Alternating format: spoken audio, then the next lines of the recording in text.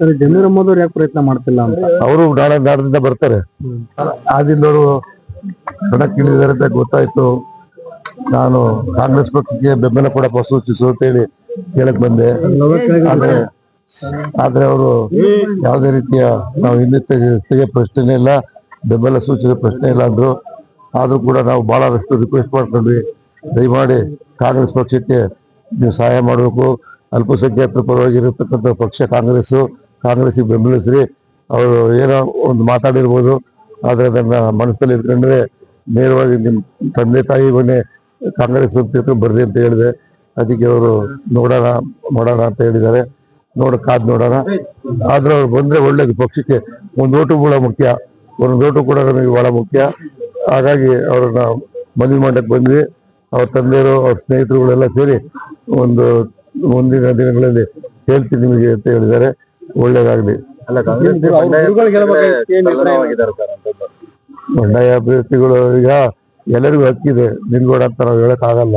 ಎಲ್ಲರೂ ನಿಂತಿದ್ದ ಆಶಯದಿಂದ ನಾವು ಏನು ಹೇಳಲಿಕ್ಕೆ ಬರಲ್ಲ.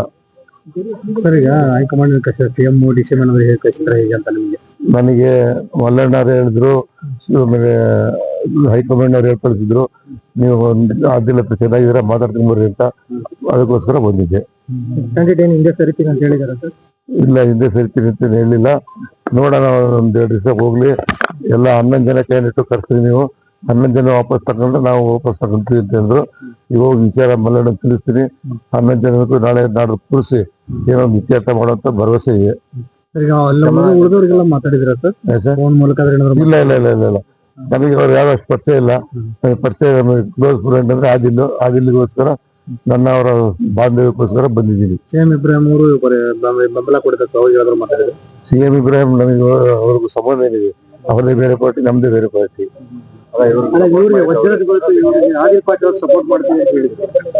ಅವ್ರು ಸಪೋರ್ಟ್ ಮಾಡ್ತೀವಿ ಅಂತ ಹೇಳ್ತಾರೆ. ಭದ್ರಾವತಿಯಲ್ಲಿ ನನ್ನ ಮುಂದೆ ಡಿಪಾಸಿಟ್ ತಗೊಂಡಿಲ್ಲ ಅವರು. ಅಲ್ಲೇ ಅವ್ರ ಊರಿನಲ್ಲೇ ಡಿಪಾಸಿಟ್ ತಗೊಂಡಿದ್ದಾರೆ. ಇಲ್ಲಿ ಬಂದು ಯಾವ್ದಿಗೆ ಗೆಲ್ಸ್ತಾರೆ? ನನ್ ಮುಂದೆ ಡಿಪಾಸಿಟ್ ತಗೊಂಡಿಲ್ಲ. ನಾನು ಇಂಡಿಪೆಂಡೆಂಟ್ ನಿಂತ್ಕೊಂಡೆ, ಅವ್ರ ಮತ್ತೆ ಕಾಂಗ್ರೆಸ್ ಇಂದ ನಿಂತ್ಕೊಂಡ್ರು.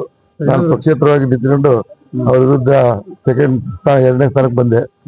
ಅವರು ಡಿಪಾಸಿಟ್ ತಗೊಂಡಿಲ್ಲ. ಭದ್ರಾವತಿಯಲ್ಲಿ ಡಿಪಾಸಿಟ್ ದಾವಣಗೆರೆ ಬಂದು ಗೆಲ್ಲಿಸ್ತಾರೆ ಅಂತ ಎಂದು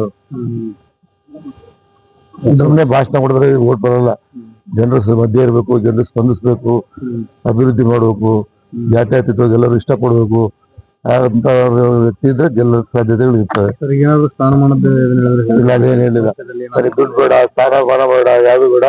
ನಮ್ಮ ಸಮಾಜಕ್ಕೆ ನಾವು ಮಾತು ಕೊಟ್ಟಿದೀನಿ. ಸಮಾಜದವರು ನನ್ನ ತಪ್ಪು ತಿಳ್ಕೊಂತಾರೆ. ಅದಕ್ಕೋಸ್ಕರ ನೀವು ದಯವಿಟ್ಟು ನನ್ನ ನಾನು ಹೇಳ್ದೆ ಅಂತ ಬೇಜಾರು ಮಾಡ್ಕೋಬೇಡ್ರಿ ಅಂತ ಹೇಳಿದ್ರು. ಅದು ಒಂದ್ 2 ದಿವಸ ನೋಡೋಣ, ಕಾದ್ ನೋಡೋಣ. ಸಂದೀಪ್ ಪೈಲ್ವಾನ್ ಅವರು ಮುಂಚೆ ಹೇಗೆ ಹೇಳಿದ್ರು, ಆಮೇಲೆ ಬಂದ್ರು, ಇವರು ಆ ರೀತಿ ಮಾಡ್ತಾರ ಅನ್ಕೊಂಡಿದ್ದಾರೆ ಹೇಗೆ ಅಂತ ನೀವು ನೋಡೋಣ. ಎಲ್ಲ ದೇವರಾಟ ಹಿಂಗೆ ಆಗುತ್ತೆ, ನೋಡೋಣ.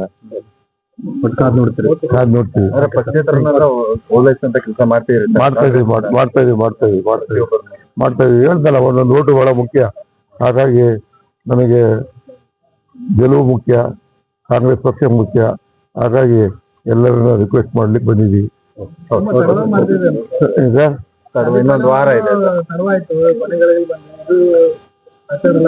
ಎಲ್ಲದಕ್ಕೂ ಯೋಗ ಕೂಡ ಬರ್ಬೇಕಲ್ಲ.